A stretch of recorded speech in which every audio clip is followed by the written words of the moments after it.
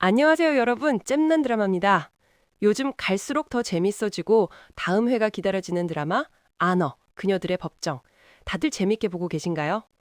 매 회마다 충격적인 비밀이 밝혀져서 보는 재미가 있는 것 같은데 여러분은 어떠세요?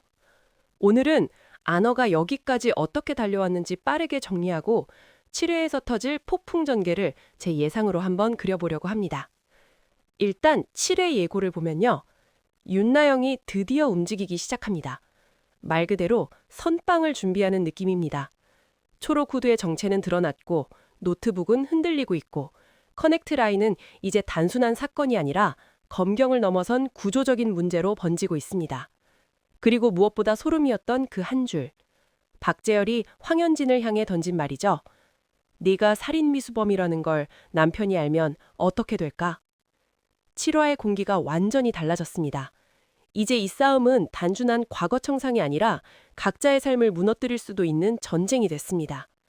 수사가 진실을 향해 갈수록 사람들은 서로를 의심하게 되고 그 의심이 한번 시작되면 그 다음은 되돌리기 어렵거든요. 그러니까 7화는 증거 싸움이라기보다 사람이 무너지는 싸움으로 갈 수 있어요. 과연 나영의 반격은 성공할까요? 아니면 더 큰 폭풍을 불러오게 될까요? 지금부터 하나씩 정리해 보겠습니다. 제가 오늘 가장 먼저 던지고 싶은 질문은 이겁니다. 한민서는 정말 윤나영의 딸일까요? 그리고 박재열이 들고 있는 DNA 증거, 그게 단순한 협박용 카드가 아니라 친자 관계를 증명하는 결정적 자료라면? 그리고 하나 더, 백태주. 그는 정말 신재의 조력자일까요? 아니면 커넥트의 설계자일까요? 7화는 이 세 개의 질문에서 시작됩니다. 6회 엔딩 기억하시죠? 라영이 집에 들어서며 민서를 부르는 순간 문틈 사이로 보였던 초록 후드. 그동안 라영을 공격하고 현진에게 주사를 놓고 노트북을 탈취했던 그 인물. 정체는 한민서였습니다. 이건 단순한 반전이 아니에요. 이제 판이 외부적에서 내부 폭탄으로 바뀐 겁니다. 만약 민서가 라영의 친딸이라면? 박재열은 이미 그 사실을 알고 민서를 커넥트라는 지옥으로 밀어넣은 뒤 라영의 눈앞에 다시 던져놓은 걸까요? 그가 6회에서 지었던 그 비릿한 미소, 그게 단순한 승자의 표정이었을까요? 아니면 너를 가장 아프게 만드는 방법을 알고 있다는 선언이었을까요? 그리고 더 무서운 건 이겁니다. 7화 예고에서 박재열은 황현진을 향해 말하죠. 네가 살인미수범이라는 걸 남편이 알면 어떻게 될까? 이건 협박이 아니라 부부를 해체하는 폭탄입니다. 이미 선규는 흔들리고 있어요. 정자수 1% 미만, 자연 임신이 거의 불가능한 상태. 그런데 기적처럼 생긴 아이?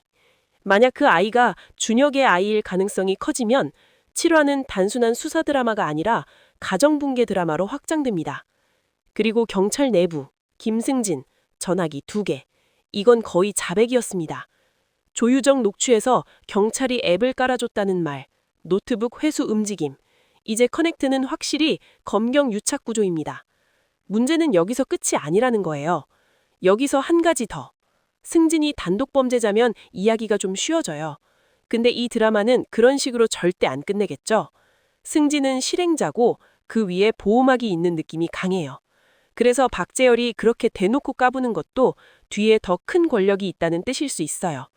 즉 7화는 승진이 걸렸다 수준이 아니라 승진을 통해 위쪽이 보이기 시작하는 회차가 될 수 있습니다. 권중현이 VIP였다는 사실이 드러난 이후 백태주를 다시 보면 공기가 달라집니다. 백태주가 커넥트를 설계한 인물이라면 권중현은 VIP, 백태주는 설계자. 그리고 신재를 LNJ 독립이라는 명분으로 묶어두는 전략. 결혼설, 기사, 로펌 재편, 혹시 전부 판을 키우기 위한 구조 아닐까요? 저는 백태주를 아직 완전히 믿지 못하겠습니다. 태주가 말하는 새 시스템 있잖아요. 그게 진짜 정의를 위한 OS인지 아니면 권력자들이 더 깔끔하게 통제하기 위한 OS인지 그 경계가 너무 얇아요. 그리고 신재는 지금 해일에서 벗어나고 싶어서 손을 잡았지만 자칫하면 탈출이 아니라 이직일 수도 있어요. 해일에서 태주 쪽으로 옮겨붙는 순간 신재는 더 큰 판의 말이 될 가능성이 있거든요. 그래서 저는 7화에서 태주가 선한 조력자인지 판자는 설계자인지 더 선명해질 거라고 봅니다. 이제 여기서 잠깐 우리가 어디까지 왔는지 정리해 볼게요.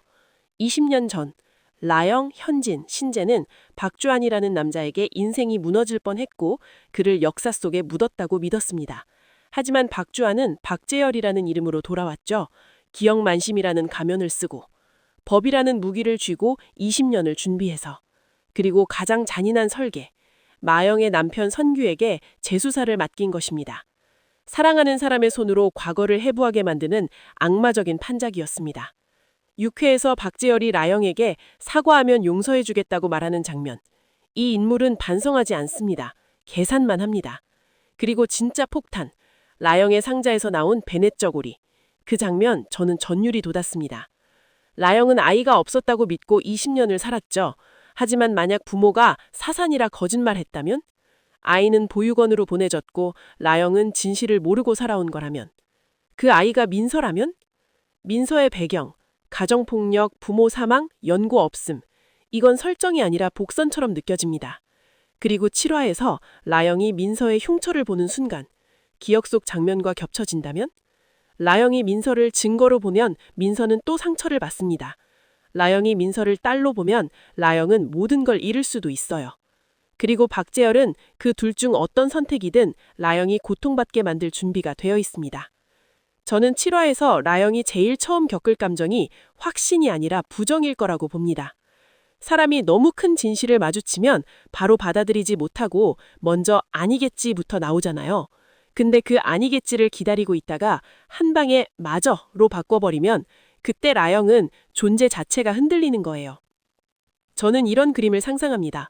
민서가 자신을 망가뜨린 진짜 배우가 박재열이라는 걸 알게 되는 순간, 그리고 자신을 끝까지 지키려 했던 사람이 라영이라는 걸 깨닫는 순간, 20년 전 박재열이 심은 씨앗이 자기 딸의 손에서 심판받는 구조. 이보다 완벽한 인과운보가 또 있을까요? 그리고 저는 7화 엔딩을 이렇게도 예상해봐요. 이건 진짜 뇌피셜인데요. 첫 번째, 라영이 민서를 감싸는 순간 박재열이 DNA를 던진다.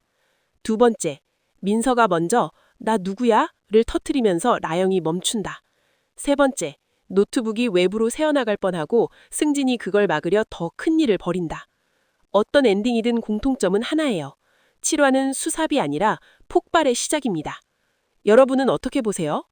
여기서 마무리하기 전에 제가 마지막으로 한 번 더 정리해 볼게요. 7화에서 제일 먼저 봐야 할 건 사건이 아니라 관계가 갈라지는 순간입니다. 라연과 민서, 현진과 선규, 신재와 태주. 이 세 줄이 동시에 흔들리는 회차가 7화예요. 그리고 그 흔들림 가운데 박재열이 있습니다. 그러니까 7화를 보는 포인트는 딱 하나예요. 누가 이기냐가 아니라 누가 먼저 무너지냐. 여러분은 7화에서 가장 먼저 무너질 인물이 누구라고 보세요? 댓글로 꼭 남겨주세요. 저는 진짜 7화 끝나자마자 바로 그 장면들 다 캡처해서 더 촘촘하게 분석해서 돌아오겠습니다.